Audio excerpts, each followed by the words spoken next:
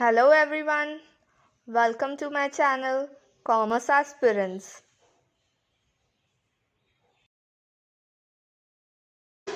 आज हम स्टार्ट करेंगे इंटरनेशनल बिजनेस। लास्ट लेक्चर में हमने देखा था कि इंटरनेशनल बिजनेस के कंटेंट्स क्या है और CSR के जो मॉडल्स थे वो हमने कवर किए थे। तो लास्ट क्लास में हमारा जो बिजनेस एनवायरनमेंट यूनिट 1 का जो बिजनेस एनवायरनमेंट का पार्ट है, जितने भी टॉपिक्स है बिजनेस एनवायरनमेंट के, वो हमने सब कंप्लीट कर लिए हैं। अभी हम इंटरनेशनल बिजनेस स्टार्ट करेंगे।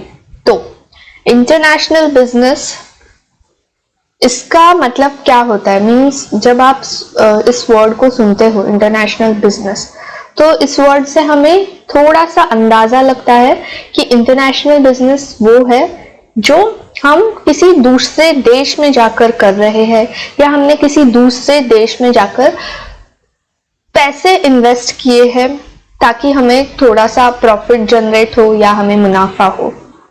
ठीक है, तो ये हो गया एक बेसिक सा एग्जाम्पल इंटरनेशनल बिजनेस का। अब क्यों इंटरनेशनल बिजनेस करते हैं? डोमेस्टिक बिजनेस में क्या हम ज्यादा चीजें एक्सप्लोर नहीं कर सकते? क्या रीजंस है बेसिकली इंटरनेशनल बिजनेस करने के? तो पहले इंटरनेशनल बिजनेस के रीजंस क्या है, उसमें हमें कैसे फायदा होगा, मुनाफा होगा, ये सब देखने से पहले हम देखेंगे कि इंटरनेशनल बिजनेस और डोमेस्टिक बिजनेस, इनमें फर्क क्या होता है।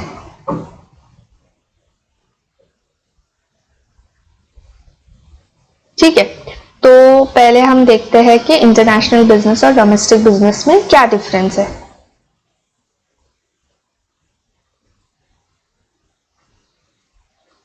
तो मैं यहां पर कहीं पे लिखती हूँ, कहाँ लिखूं मैं?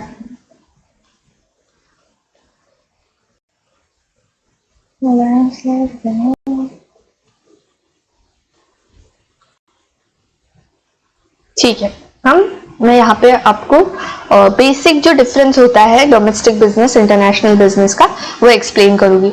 और ये जो मैं एक्सप्लेन कर रही हूँ डोमेस्टिक बिजनेस और इंटरनेशनल बिजनेस का डिफरेंस, इसे आप नोट डाउन मत कीजिएगा, बस समझ कर लीजिएगा कि ये एग्जैक्टली क्या डिफरेंस होता है और इंटरनेशनल बिजनेस में क्या फायदे होते हैं। ठीक है, तो सबसे पहले जब हम डोमेस्टिक बिजनेस, यानी कि हमारे ही देश में जो हम बिजनेस करते हैं, जो व्यापार करते हैं, उसका क्या मतलब होगा कि हमारी जो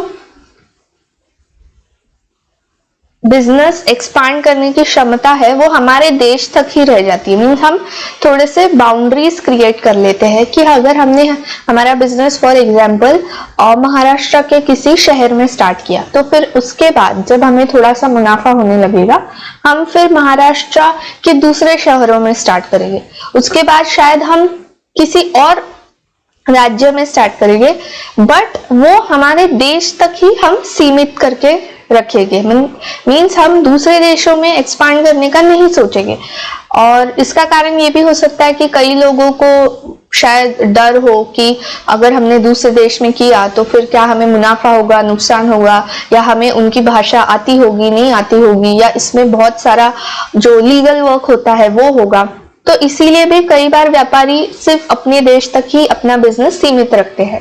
ठीक है, और अगर आप इंटरनेशनल बिजनेस कर रहे हो तो इसका क्या मतलब होगा कि आप जितने भी देश है पूरे दुनिया में, जितने भी कंट्रीज है पूरे दुनिया में, आप उन सब में अपने बिजनेस का थोड़ा थोड़ा सा इन्वेस्टमेंट करोगे। राइट, जो भी आपका बिजनेस होगा, आपका गुड्स का होगा, आपका सर्विस का होगा, या आपको एंटायर पूरा ही एक फ्रेंचाइज जैसा सेटअप करना है, वो आप पूरे देश में करोगे, पूरे दुनिया में उसे स्टार्ट करने की कोशिश करोगे। सेकेंड पॉइंट ये है कि क्वालिटी, हम जब हमारे डोमेस्टिक में करेंगे तो हमारी क्वालिटी शायद उतनी बेहतर नहीं होगी, क्योंकि हमारे पास शायद एडवांस टेक्नोलॉजी ना हो। जब हम दूसरे देशों में जाएंगे, उनसे उनकी जो बिजनेस चलाने का तरीका है वो सीखेंगे, या फिर जो टेक्नोलॉजीज है वो देखेंगे, तो उससे हमारे प्रोडक्ट्स और सर्विसेज में भी क्या होगा, बेहतरी होगी, इम्प्रूवमेंट होगा हमारे सर्विस और प्रोडक्ट में।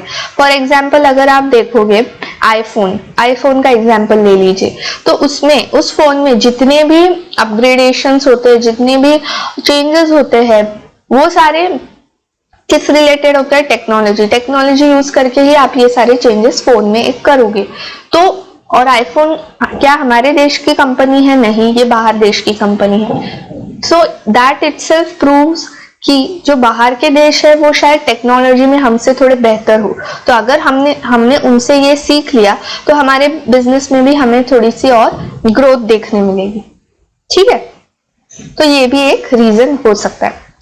अगला जो रीजन है वो है single currency. Single currency means क्या कि अगर आप अगर महाराष्ट्र में जैसे मैंने कहा कर रहे हो, या साउथ के स्टेट में कर रहे हो, नॉर्थ के स्टेट में कर रहे हो, ईस्ट स्टेट में कर रहे हो, तो हर जगह जो पैसा होगा वो क्या होगा, रुपीज में ही होगा। एक ही करेंसी है, महाराष्ट्र में भी हम रुपीज ही चलाते हैं, साउथ में भी रुपीज, नॉर्थ में भी रुपीज। करेंसी कहीं बदलती तो नहीं है, एक राज्य से दूसरे राज्य जाते जाते या बिजनेस करते करते सब जगह सेम ही होगा। बट जब आप इंटरनेशनल में करोगे तो क्या होगा, मल्टीपल होगा। आप जिस देश के साथ कर रहे हो बिजनेस, उसका जो करेंसी होगा उसके एक्सचेंज में आपको पैसा दिया जाएगा। तो कभी कभी ये अच्छा भी होता है क्योंकि उनकी वैल्यू हमसे ज्यादा होती है, तो हमें मुनाफा कमाने का मौका और ज्यादा मिलता है, हमारा मुनाफा और भी ज्यादा बढ़ जाता है जब हम फॉरेन में इन्वेस्ट करते हैं या बिजनेस स्टार्ट करते हैं। नेक्स्ट पॉइंट होगा इन्वेस्टमेंट। जब आप इन्वेस्टमेंट करते हो अपने ही देश में किसी भी बिजनेस के लिए, तो उसका जो प्राइस होता है वो कम होता है। हालांकि आप अगर जब दूसरे देश में करोगे तो आपको थोड़ा सा ज्यादा पैसा इन्वेस्ट करना होगा, क्योंकि अगर वो देश आपसे आगे है, उनके देश की जो इकोनॉमी है, जीडीपी हो गया या बाकी सारी जितनी भी चीजें हैं जो हम आगे देखेंगे भी, वो ज्यादा है, तो ऑब्वियसली आपको उधर पैसा ज्यादा इन्वेस्ट करना होगा। बट इसका मतलब ये नहीं है कि आप अगर वहां ज्यादा इन्वेस्ट कर रहे हो तो आपका नुकसान होगा, नहीं। आप वहां अगर ज्यादा इन्वेस्ट कर रहे हो तो उसका आपको रिटर्न्स, प्रॉफिट भी उतना ही ज्यादा मिलेगा। नेक्स्ट आते हैं पॉइंट जो वो है होमोजीनियस। होमोजीनियस क्या, एक जैसे ही कस्टमर्स होंगे। अभी लिटरली एकदम ही प्रैक्टिकली मत सोचिएगा कि एकदम ही होमोजीनियस कस्टमर्स तो वैसे कहीं पर भी नहीं मिलेंगे, बट इंडिया के लोगों का जो लाइफस्टाइल है, जो ट्रेडिशंस है, जो बिलीव्स है, वो कुछ हद तक सेम ही है। अभी अगर आप किसी भी इंडिया के किसी भी राज्य में देख लो, सब जगह औरतों को साड़ी क्या होता है ये पता है, वो पहनते भी है। बट यही एग्जाम्पल अगर आप किसी फॉरेन के देश का लोगे तो क्या उन्हें पता है साड़ी? क्या सभी औरतों को साड़ी के बारे में पता है या वो साड़ी पहनते हैं? नहीं। आप इंडिया में देखो, चावल सभी खाते हैं, हर राज्य में चावल खाया जाता है, हर राज्य में चपाती भी खाई जाती है। गेहूं क्या होता है ये भारत के सभी वासियों को पता है, हर राज्य में ये खाया भी जाता है। बट अगर आप देखोगे किसी फॉरेन देश में, क्या उन्हें ये सब पता है? नहीं। उन्हें क्या पता है? ब्रेड। उनके यहाँ ज्यादा किस चीज का कंजम्पशन होता है? ब्रेड का कंजम्पशन ज्यादा होता है, राइट? तो अगर आप ओवरऑल देखोगे तो जब हम डोमेस्टिक में अपना बिजनेस करते हैं तो कस्टमर्स होमोजीनियस होते हैं, मींस सभी का जो टेस्ट प्रेफरेंस होता है, जो बिलीव्स होते हैं, वो एक जैसे होते हैं। बट अगर आप इंटरनेशनल जाओगे तो सभी का जो टेस्ट होगा, लाइफस्टाइल होगा, प्रेफरेंस होगा, वो क्या हो जाएगा? अलग अलग हो जाएगा। तो आपको उस हिसाब से आपका जो प्रोडक्ट है, जो यूनिवर्सली, जैसे अभी यूनिवर्सल प्रोडक्ट क्या होगा?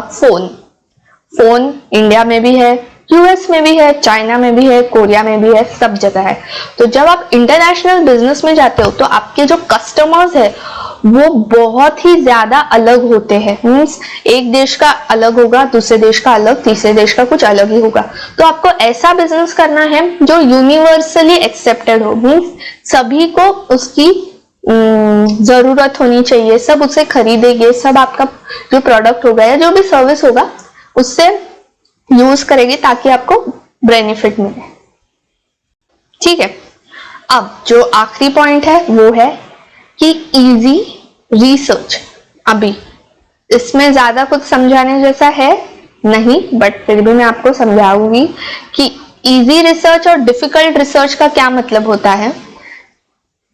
आप फॉर एग्जांपल सोचो कि आप आपके देश में कोई बिजनेस स्टार्ट कर रहे हो, तो आपको बहुत सी चीजें पता होगी, आपके जान पहचान वाले बहुत से हो गए, आपके यार दोस्त हो गए, आपके रिलेटिव्स रिश्तेदार हो गए, तो आपको बहुत सी चीजें पहले से ही पता है कि हमारे देश में या फिर आप जहाँ रहते हो, जिस भी राज्य जिस भी शहर में आप रहते हो, वहां पे फेमस क्या है, लोगों को क्या पसंद है, लोग क्या पसंद कर सकते हैं, लोगों को किस चीज की कमी है, आप क्या बिजनेस स्टार्ट करोगे तो लोग आएंगे, आपसे खरीदेंगे, आपकी सर्विस खरीदेंगे, आपके प्रोडक्ट्स खरीदेंगे। तो बेसिक नॉलेज सभी को अपने देश में बहुत अच्छे से होती है, बट अगर आप किसी विदेश देश में जा रहे हो आपका बिजनेस स्टार्ट करने, तो आपको थोड़ा सा रिसर्च करना होगा। रिसर्च आप कैसे कर सकते हो? या तो आपको वहां जाकर रहना होगा ताकि आप देख सको वहां के लोगों का लाइफस्टाइल क्या है, उन्हें क्या पसंद है, क्या नहीं पसंद है, क्या चीज चल सकती है, क्या चीज नहीं चल सकती। या फिर आपको किसी को काम पर रखना होगा, यानी कि आपको किसी को हायर करना होगा जो वहां ऑलरेडी रहता हो, उस देश में ऑलरेडी उस देश का निवासी होगा, और वो आपको बता सकेगा अच्छा यहाँ पे इस चीज की कमी है, यहाँ के लोगों को ये पसंद है, यहाँ इस प्रोडक्ट्स की कमी है इसलिए हम इंपोर्ट करते हैं, तो अगर आप आके बिजनेस स्टार्ट करोगे तो हम इंपोर्ट नहीं करेंगे। तो ये चीजें आपको करनी होगी अगर आप किसी और देश में आपका बिजनेस स्टार्ट कर रहे हो। बट अगर अपने ही देश में कर रहे हो तो आपको इतनी दिक्कत नहीं आएगी एज कंपेयर टू दूसरा देश। तो वही रिसर्च में कहा गया है कि जब भी आप अपने देश में बिजनेस करोगे तो रिसर्च थोड़ा इजी हो जाता है, बट अगर आप दूसरे देश में करोगे तो वो डिफिकल्ट हो जाता है। ये कितने पॉइंट्स कहा है मैंने, हाँ 6 पॉइंट्स मैंने आपको बताया है। ये सिर्फ समझने के लिए है, बेसिक नॉलेज के लिए, बेसिक कंसेप्ट के लिए कि डोमेस्टिक इंटरनेशनल बिजनेस क्या होता है। इसे नोट मत कीजिएगा, आप अपना टाइम वेस्ट करोगे, क्योंकि डायरेक्टली ये जैसे भी मैंने लिखा है शॉर्ट में, डायरेक्टली इससे आपको कुछ पूछा नहीं जाएगा। इनडायरेक्टली क्वेश्चंस बहुत से फॉर्म किए जाएंगे कि अभी फॉर एग्जांपल जैसे मैंने लास्ट पॉइंट लिखा है रिसर्च, तो शायद स्टेटमेंट रीजन में दिया हो कि इंटरनेशनल बिजनेस में जो रिसर्च है वो बहुत ईजी होता है, ऐसा दे सकते हैं कुछ। तो इसीलिए बस इसे समझिए, जैसे मैंने आपको एग्जाम्पल्स कहा है आप अपने आप को उसमें इमेजिन कीजिए और समझने की कोशिश कीजिए, लिखने की बिल्कुल भी जरूरत नहीं है। ठीक है, तो अब हम नेक्स्ट टॉपिक देखते हैं क्या है। तो अभी नेक्स्ट टॉपिक है इंपॉर्टेंस ऑफ इंटरनेशनल बिजनेस।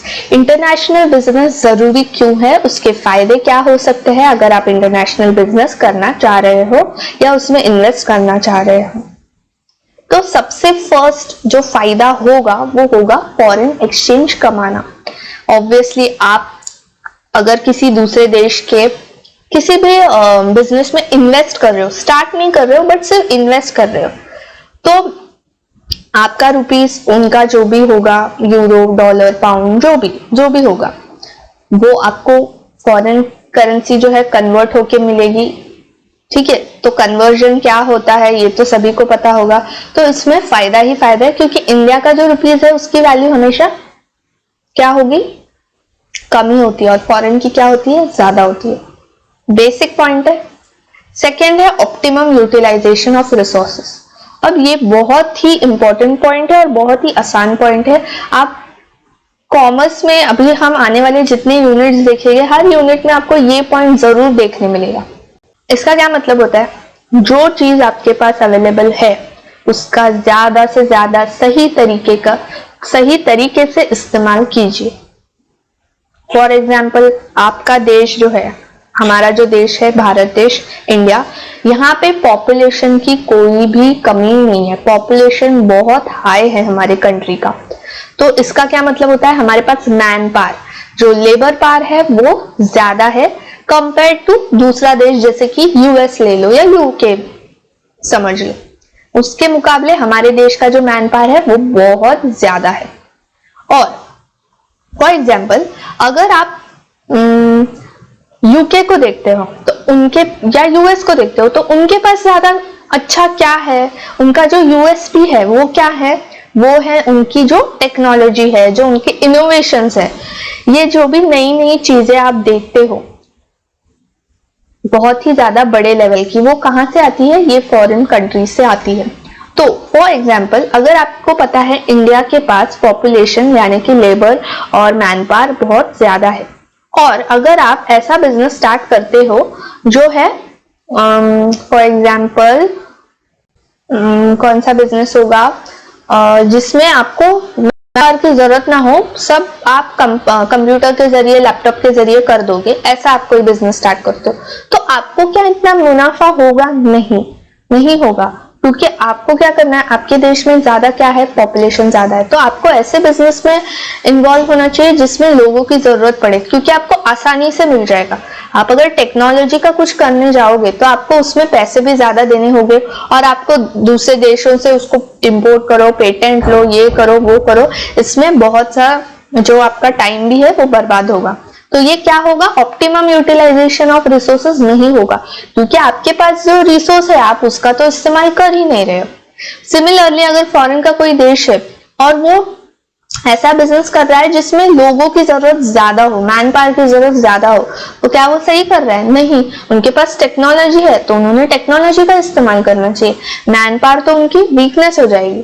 तो ऑप्टिमम यूटिलाइजेशन मतलब वही होता है, आपके पास जो अवेलेबल है उसका आपने यूटिलाइजेशन, उसका यूज करना चाहिए ज्यादा से ज्यादा, ताकि आपका टाइम भी सेव हो, पैसे भी कम लगे। ठीक है, नेक्स्ट है spread business risk. Spread business risk इसका क्या मतलब होगा, फॉर एग्जाम्पल आपका 10 लाख रुपए का कुछ कैश है आपके पास, अगर आप उसे एक ही बैंक में जमा करते हो और कभी उस बैंक में कुछ इश्यू हो गया, लाइक चोरी हो गई या लॉस में चला गया, या जो भी कुछ भी किसी भी रीजन से अगर आपका ये पैसा आपको नहीं मिलता, तो आपके तो पूरे 10 लाख चले गए, आपने खो दिया, आपका नुकसान हो गया। बट अगर आप ऐसा करते कि आप 3 लाख जो है वो एक बैंक में रखते, फिर 3 लाख जो है उसका आप शायद सोना खरीदते, 3 लाख जो बाकी के बचे हुए हैं वो आप म्यूचुअल फंड्स में इन्वेस्ट करते, और 1 लाख जो है वो आप अपने घर में रखते। ठीक है, मीन्स आपने क्या किया, ये जो 10 लाख है इसे बांट दिए, 4 हिस्से कर दिए इसके, एक बैंक में रख दिया, एक गोल्ड का ये किया, एक म्यूचुअल फंड, एक घर। फॉर एग्जाम्पल अभी आपके घर से चोरी हो गए, गायब हो गए या कुछ हो गया, तो आपके 9 लाख बचे हुए। सही है, अगर ये बैंक, सपोज इस बैंक से आपका नुकसान हो गया, नहीं मिल रहे, चोरी हो गए, कुछ भी हो गया, तो आपके पास 7 लाख तो बच रहे। यही अगर आप एक ही बैंक में रखते तो आपका नुकसान कितना होता, पूरे 10 लाख। बट अगर आपने इस तरीके से बांट दिए होते तो आपका नुकसान कितना होता, सिर्फ 3 लाख का होता, आपके 7 लाख तो अभी भी आपके पास सुरक्षित रहते। तो स्प्रेड बिजनेस रिस्क का मतलब भी कुछ ऐसा ही है। अगर आपने बिजनेस स्टार्ट किया है और आपको मुनाफा हो रहा है तभी, इसे बहुत ध्यान से सुनिए, जब मुनाफा होगा तभी आप दूसरा और एक, जैसे आपने एक मोबाइल का दुकान ओपन किया आपके शहर में, फिर आपको मुनाफा हुआ तो आप दूसरे शहर में भी जाओगे, दूसरे राज्यों में जाओगे, फिर पूरे देश में, और फिर आप बाहर के देश में जाओगे। तो इससे क्या होगा, आपका जो लॉस है, शायद एक दुकान ना चले या एक दुकान में कुछ हो गया, तो आपकी दूसरी दुकान है जहां से आपको मुनाफा आ रहा है और आप इसकी जो भरपाई है वो कर पाओगे। बट अगर आपकी एक ही दुकान है और मुनाफा होते जा रहा है, बट आप उस मुनाफे का कुछ यूज नहीं कर रहे हो, आप वही दुकान में इन्वेस्ट करे जा रहे हो, तो ये तो समझदारी नहीं हुई। आप अपना जो बिजनेस का रिस्क है उसे जो स्प्रेड करना चाहिए, मीन्स उसे जो बांटना चाहिए, रिस्क को कम करना चाहिए, वो आप कर ही नहीं रहे। तो यही इंपॉर्टेंस है इंटरनेशनल बिजनेस का। अगर आपको मुनाफा हो रहा है अच्छा खासा, तो आपने उसे स्प्रेड करने के लिए आप इसे इंटरनेशनली भी ले जा सकते हो। ठीक है, नेक्स्ट है मार्केट शेयर। मार्केट शेयर बहुत इजी है, इसमें कुछ समझाने जैसा है ही नहीं। जैसे आप किसी भी बिजनेस, किसी भी कंपनी का शेयर खरीदते हो, इक्विटी खरीदते हो, तो उसी की तरह है इंटरनेशनल बिजनेस में भी आप ऐसा कर सकते हो। तो ये जो चार पॉइंट्स थे इंपॉर्टेंस ऑफ इंटरनेशनल बिजनेस के, बहुत ही ज्यादा बेसिक पॉइंट्स थे। इसमें कुछ भी समझने जैसा, सॉरी, इसमें कुछ भी लिखने जैसा नहीं है। इसे लिखना मत, बस इसे समझना है, ठीक है। लिखिए मत, बस समझ के लीजिए ये क्या है। ओके, अब हम देखते हैं नेक्स्ट टॉपिक जो है international business and its types. ये बहुत बहुत बहुत इंपॉर्टेंट टॉपिक है। ये बहुत ही ज्यादा इंपॉर्टेंट टॉपिक है। इससे आप क्वेश्चन एक्सपेक्ट कर सकते हो, एग्जाम में पूछे जाएंगे, तो ध्यान दीजिए। तो international business and its types. Types means क्या होगा? टाइप्स मीन्स जब भी आपको एक बिजनेस स्टार्ट करना है किसी और देश में, तो आप कैसे उस देश में जाओगे? आप थोड़ा बहुत तो सोचोगे, रिसर्च वगैरह करोगे। ऐसे ही नहीं ना आप किसी देश में चले जाओगे एक दिन सुबह उठ करके, आप मुझे दूसरे देश में जाके ही बिजनेस करना है, मैं जा रहा हूं, ऐसा तो नहीं हो सकता। थोड़ा सा आपको रिसर्च करना होगा कि क्या क्या तरीके होते हैं इंटरनेशनल बिजनेस में जाकर, सॉरी, इंटरनेशनली जाकर बिजनेस में इन्वेस्ट करना, बिजनेस स्टार्ट करना। तो आप पहले ये सारी चीजें जो है उसका थोड़ा सा रिसर्च करोगे। तो अभी आप कॉमर्स के स्टूडेंट्स हो और आप नेट और सेट एग्जाम की तैयारी कर रहे हो, तो आप तो सच में सुबह एक दिन अचानक से उठकर जा सकते हो बिना किसी रिसर्च के। क्यों? क्योंकि आपने ऑलरेडी इंटरनेशनल बिजनेस में वो सारे जो तरीके होते हैं रिसर्च के वो पढ़ लिए होंगे, तो आप जा सकते हो। जो कॉमर्स का स्टूडेंट नहीं और जिन्होंने ये यूनिट पढ़ा नहीं है, वो नहीं जा सकता अचानक से सुबह उठकर। आप जरूर जा सकते हो, ठीक है। तो चलो देखते हैं कि क्या क्या तरीके होंगे इंटरनेशनल बिजनेस स्टार्ट करने के। सबसे पहला और मोस्ट कॉमन जो हर किसी को पता है, मीन्स एक छोटे से ठेले वाले को भी पता होगा, ये क्या है? ये है एक्सपोर्टिंग। एक्सपोर्ट करना। एक्सपोर्ट करना मतलब आप अपने देश में कुछ बना रहे हो, सब्जी ले लो, कोई भी कपड़े ले लो, कुछ भी ले लो, वो आप दूसरे देश में बेचोगे, एक्सपोर्ट करोगे, ठीक है। Basic simple. तो सबसे पहला जो बिजनेस करने का तरीका है इंटरनेशनली दूसरे देश में जाके, वो क्या है? एक्सपोर्ट है। अब मैंने कुछ पॉइंट्स लिखे हैं कि एक्सपोर्टिंग के क्या प्लस पॉइंट्स होते हैं और क्या माइनस पॉइंट्स होते हैं। मींस अगर आप एक्सपोर्टिंग कर रहे हो तो आपको कैसे कैसे मुनाफा होगा, थोड़ी बहुत जो दिक्कत आती है वो क्या होगी, तो मैं क्विकली समझा दूंगी आपको। बट आप जब क्लास खत्म हो जाएगी तो एक बार से वीडियो को पॉज करके रीड कर लेना, और अगर आपको लगता है कि कोई पॉइंट हमको नहीं समझा है तो आप मुझे कमेंट्स में पूछ लेना या टेलीग्राम पे मैसेज कर देना, ठीक है। तो सबसे पहला जो प्लस पॉइंट है वो प्रॉफिट ज्यादा होगा। ऑब्वियसली अगर आप फॉर एग्जाम्पल फलों का बिजनेस कर रहे हो, फलों को एक्सपोर्ट कर रहे हो, आप जो बनानास होते हैं, केले होते हैं, उनका एक्सपोर्ट कर रहे हो, तो आप 1 डजन तो नहीं ना एक्सपोर्ट करोगे, आप 1000-100 डजन एक्सपोर्ट करोगे, बराबर, बिजनेस के लिए। तो आप जब इतनी ज्यादा क्वांटिटी में एक्सपोर्ट कर रहे हो तो आपको जो मुनाफा होगा वो भी ज्यादा ही मिलेगा, क्योंकि आप एकदम बल्क में एक्सपोर्ट कर रहे हो, 100 डजन, 1000 डजन, 10,000 डजन, बराबर। और इसमें रिस्क कम होता है। अब रिस्क क्यों कम होता है, वो जब आप दूसरे टाइप्स देखोगे तब आपको समझेगा कि एक्सपोर्ट में रिस्क कम क्यों है, ठीक है। फास्ट एंट्री, छोटे से छोटा व्यापारी से बड़ा व्यापारी, हर व्यापारी इस बिजनेस में इन्वेस्ट कर सकता है, तो इसीलिए जो इसकी एंट्री है वो फास्ट है, क्योंकि ज्यादा पेपर वर्क नहीं होता कंपेयर टू जो दूसरे तरीके होते हैं। कंट्रोल लो, सही बात है, आपने एक बार एक्सपोर्ट कर दिया, वहां उस देश में पहुंचने के बाद उसका क्या हो रहा है, वो जो आपका प्रोडक्ट है उसका क्या हो रहा है, वो आप कंट्रोल नहीं कर पाओगे। आप ऐसा नहीं बोल पाओगे अभी क्या अभी बेचो, या इतने ही दाम में बेचो, या इतने ही इसमें करो, नहीं। आपने जो ऑलरेडी कॉन्ट्रैक्ट साइन किया है एक्सपोर्ट का, उसके बाद वो शायद उससे 10 गुना बेचे, या बेचे ही नहीं, या उसका कुछ भी करे, आप उसमें कुछ बोल नहीं पाओगे एक्सपोर्ट के टाइम, ठीक है। जब आप एक्सपोर्ट के थ्रू इंटरनेशनल बिजनेस कर रहे हो तब आप ज्यादा कुछ कर नहीं सकते। लो नॉलेज, लो लोकल नॉलेज, आपको किसी दूसरे देश में जब आप एक्सपोर्ट कर रहे हो क्या आपको उसका नॉलेज होगा? नहीं होगा। आप तो बस यहाँ से बेच रहे हो ना सामान, आपको क्या पता वहां पे क्या हो रहा है, उन लोगों को क्या पसंद है क्या नहीं पसंद है, आपको नहीं पता।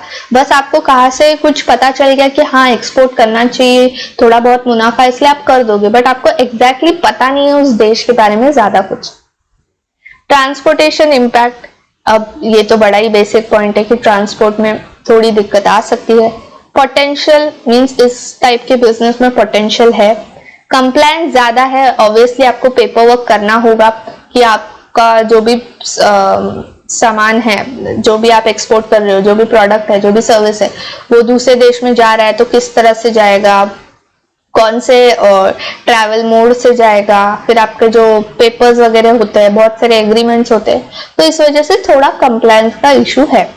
लैंग्वेज बैरियर, अगर आप फॉरेन के देश में कर रहे हो जिसकी भाषा आपको पता ही नहीं है तो आपको कम्युनिकेशन में दिक्कत आएगी। कॉम्पिटिटिव, फास्ट एंट्री में मैंने आपको कहा था छोटे से छोटा व्यापारी से लेके बड़े से बड़ा व्यापारी भी इसमें इन्वेस्ट करेगा, तो इसीलिए ये अपने आप ही क्या हो जाएगा, कॉम्पिटिटिव हो जाएगा। ठीक है, exporting simple basic, I hope इसमें किसी को कुछ डाउट नहीं होगा। अब हम देखते हैं फ्रेंचाइजिंग क्या होता है, लाइसेंसिंग क्या होता है। अब कई स्टूडेंट्स को फ्रेंचाइजिंग और लाइसेंसिंग में बहुत दिक्कत होती है, वो मिक्स कर देते हैं। तो अब मैं आपको जो एग्जांपल्स दूंगी आपको वही एग्जांपल्स एग्जाम में याद रखने हैं, या आप उस जैसे ही कुछ एग्जांपल्स आपके दिमाग में और आते हैं तो आप उसे भी याद कर दीजिए, क्योंकि एग्जांपल्स याद रखोगे आप तो ही आपको जो उससे रिलेटेड कॉन्सेप्ट है वो याद आएगा एग्जाम में। अगर आप एग्जाम्पल्स याद नहीं रखोगे आपके लिए बहुत बहुत बहुत बड़ी समस्या हो जाएगी जब आप एग्जाम्स दोगे, क्योंकि ट्रस्ट मी जब आप उस हॉल में जाकर बैठते हो आपको सारी चीजें आपको लगती है सेम ही है, फ्रेंचाइजिंग सेम है, एक्सपोर्ट भी सेम है, लाइसेंसिंग भी सेम है, और आप कंफ्यूज हो जाते हो पेपर देख के। तो जब आप एग्जाम्पल्स के थ्रू चीजों को याद रखोगे तो आपको पहली बात वो रिलेटेबल भी लगेगा क्योंकि आपकी जिंदगी में आपने उसे एक्सपीरियंस किया है, और सेकंड आप इजीली उसके जो पॉइंट्स है वो याद कर पाओगे कि अच्छा मैम ने ये एग्जाम्पल दिया था, या मैम ने जो एग्जाम्पल दिया था उसके बाद मैंने भी कुछ एग्जाम्पल्स देखे अपने आसपास तो मैंने इसे इस तरह से याद रखा। तो ये फ्रेंचाइजिंग का टाइप है। ये एग्जाम्पल लाइसेंसिंग का है। कोई भी यूनिट आप पढ़ो, पेपर 1 हो या पेपर 2, आपका जो ये एग्जाम है नेट हो या सेट हो, इसमें वही बच्चा क्वालिफाई होगा, वही स्टूडेंट्स क्वालिफाई होंगे जिन्हें सब 10 के 10 यूनिट्स दोनों पेपर के याद रहेंगे। बट क्या ये पॉसिबल है आप 10 के 10 यूनिट्स याद रख पाओ, वो भी 3 घंटे में? आपको सब रिकॉल भी होना चाहिए उस एग्जाम में, तो नहीं। तो कैसे रिकॉल होगा? रिकॉल करने के लिए कुछ कड़ी चाहिए, राइट? फ्रेंचाइजिंग आपको पता है शब्द क्या है, बट फ्रेंचाइजिंग के अंदर आपने क्या क्या पढ़ा है वो कैसे आपको याद होगा एग्जाम के टाइम? क्या एक ऐसा पॉइंट आप रखोगे दिमाग में जिससे आपको सारे पॉइंट्स याद आ जाए फ्रेंचाइजिंग के? तो वो एक पॉइंट होगा आपका एग्जाम्पल। एग्जाम्पल जैसे ही आपने याद किया आपका दिमाग सारे जितने भी फ्रेंचाइजिंग के पॉइंट्स है आपको याद दिला देगा। तो हर बार जो भी आप टॉपिक पढ़ोगे मेक श्योर आप एग्जाम्पल्स के थ्रू ही पढ़ रहे हो, बहुत बहुत हेल्पफुल रहेगा। ठीक है, तो सबसे पहला है हम फ्रेंचाइजिंग क्या है ये समझते हैं। फ्रेंचाइजिंग ये वर्ड जब भी आप देखोगे, फ्रेंचाइज हो फ्रेंचाइजिंग हो, एग्जाम में जब भी वर्ड आप देखोगे आपको एक ही चीज याद आनी चाहिए, वो है मैकडॉनल्ड्स। अब मैकडॉनल्ड्स सभी को पता होगा मैकडॉनल्ड्स क्या है, सभी ने मैकडॉनल्ड्स के बर्गर्स भी खाए होंगे। तो क्या है मैकडी? मैकडी फ्रेंचाइजिंग क्यों है, कैसे है? अगर आप लोगों को पता है तो बहुत अच्छा, मीन्स आप लोग सही ट्रैक पे सोच रहे हो चीजों को। जिन्हें नहीं पता है वो अभी से सोचने लगेंगे। तो ये जो मैकडी कंपनी है क्या ये इंडिया की है? नहीं, बट इसकी जो इंडिया में जो कंपनी है वो फ्रेंचाइजी है किसकी? यूएस की कंपनी की। तो जो मैकडॉनल्ड्स है वो सबसे पहले स्टार्ट हुआ था यूएस में, एक रेस्टोरेंट के तौर में स्टार्ट हुआ था। फिर जैसे जैसे लोगों को पसंद आने लगा तो उन्होंने थोड़े और स्टोर्स खोल दिए। जैसे मैंने आपको ऊपर समझाया था, जैसे आपका मुनाफा होता है आप क्या करते हो, आपके शॉप्स, स्टोर्स आप कई दूसरे शहरों में भी ओपन करते हो, सही बात है। तो वैसे ही जब यूएस में उनको अच्छा रिस्पांस मिला तो उन्होंने यूएस के और भी शहरों में ये स्टोर जो है ओपन किए। उसके बाद जैसे दूसरे लोग घूमने आते हैं, जाते हैं, चीजें होती है, तो दूसरे देशों ने भी उनसे डिमांड किया कि हम भी ऐसा स्टोर खोलना, हम भी ऐसा रेस्टोरेंट जो है मैकडी का खोलना चाहते हैं। तो जो मैकडी के ओनर्स है, ठीक है, जिनकी ये कंपनी है मैकडी, उन्होंने क्या किया, उन्होंने कहा ठीक है, हम तुम्हें सेम जैसा मैकडी का मॉडल है हमारे देश में, सेम हम तुम्हें अपने देश में खोलने के लिए परमिशन देंगे, सेम, एग्जैक्टली सेम, बट तुम उसमें कोई भी चेंजेस कर नहीं सकते। जैसे हम बर्गर्स बनाते हैं वैसे ही आपको बनाने हैं, जैसे हम फ्राइज बनाते हैं वैसे ही, और कोल्ड ड्रिंक्स का तो सेम ही होता है टेस्ट, बस थोड़ा बहुत फ्लेवर ऊपर नीचे, मिल्क शेक्स ये वो कर देते हैं। तो दूसरे देश को क्या फायदा हुआ कि उनके देश की जनता को भी ये प्रोडक्ट जो है बहुत पसंद है, तो जब वो अपने देश में भी ये रेस्टोरेंट्स जो है मैकडी के ओपन करेंगे तो उन्हें मुनाफा होगा, और जितना मुनाफा होता है उसमें से कुछ हिस्सा उन्हें किसे देना होगा, जो मैकडी के ओरिजिनल ओनर्स है, जो यूएस में मैकडी के ओनर्स है, उन्हें पैसा या जो भी हिस्सा होता है जिसे हम रॉयल्टी फीस कहते हैं वो देना होगा। अब जो इंडिया में जिस भी पर्सन ने इसकी फ्रेंचाइजी ली है, मैकडी की फ्रेंचाइजी जिस भी इंसान ने इंडिया में ली होगी, उन्होंने क्या किया होगा, उन्होंने मैकडी को, जो मैकडी के ओनर्स हैं उनके साथ कॉन्ट्रैक्ट किया होगा, उन्होंने आपस में कुछ परसेंटेज डिसाइड किया होगा कि इंडिया के जितने भी मैकडी के स्टोर रेस्टोरेंट्स है वहां से जितना भी मुनाफा होगा उसमें से 10%, 15%, 20%, 40% उन्हें किसे देना होगा, यूएस के जो ओनर्स है उन्हें देना होगा। तो फ्रेंचाइज का मतलब यही होता है, अगर जिस भी इंसान की वो कंपनी है, आपको वैसा ही प्रोडक्ट आपके देश में चाहिए, आपके शहर में चाहिए, तो आपको उस ओनर से पहले जाकर बात करनी है, परमिशन लेनी है, वो आपको परमिशन देंगे और बदले में आपको क्या देना होगा, उन्हें कुछ रॉयल्टी फीस देनी होगी। और सबसे इंपॉर्टेंट पॉइंट, जैसा यूएस में है सेटअप सेम वैसा बाकी देशों में भी है। अगर आप मुझे अभी, आप सपोज मैं जिस शहर से हूँ, मैं पुणे से हूँ, अगर मैं पुणे से मुंबई जा रही हूँ, मैं पुणे से लखनऊ जा रही हूँ, कोलकाता जा रही हूँ, हैदराबाद जा रही हूँ, सभी जगह मुझे सेम बर्गर्स मिलेंगे। ऐसा नहीं कि यहाँ का बर्गर कुछ अलग है, इसकी टेस्ट अलग है, इसके प्राइस छोटे, इसके बड़े, ऐसा होगा नहीं होगा। अगर आप दूसरे देश में भी जाओगे सेम मिलेगा आपको, बट सिर्फ एक चेंज वो जो करते हैं वो है कि जैसे इंडिया में बीफ खाना बहुत बड़ा जुर्म है, मीन्स हम उसे सही नहीं मानते, हमारे जो कल्चर है, हमारा जो रिलीजन है वो उसके अगेंस्ट है बीफ का कुछ भी खाना। तो अगर आप किसी और देश में जाओगे तो वहां पे तो लोग खाते हैं, क्योंकि वो नहीं मानते इन चीजों को, वो ये सब, वो बीफ वगैरह और भी बहुत सारी चीजें खाते हैं। तो जब इंडिया का जो भी बिजनेस पर्सन होगा वो गया होगा फ्रेंचाइजी के लिए मीटिंग करने, तो ऑब्वियसली उन्होंने ये सारी चीजें डिस्कस की होगी। तो अगर जो यूएस के ओनर्स है वो कहते कि नहीं, आप फिर भी बीफ का आपको करना ही है, क्योंकि ये हमारा कंपनी है, हम आपको फ्रेंचाइजी के तौर पे ये दे रहे हैं, तो जैसा हमारे यहाँ होता है वैसा ही सेम होगा, आपको बीफ लेना ही होगा। अगर वो ऐसा करते तो क्या इंडिया में मैकडी चल पाता?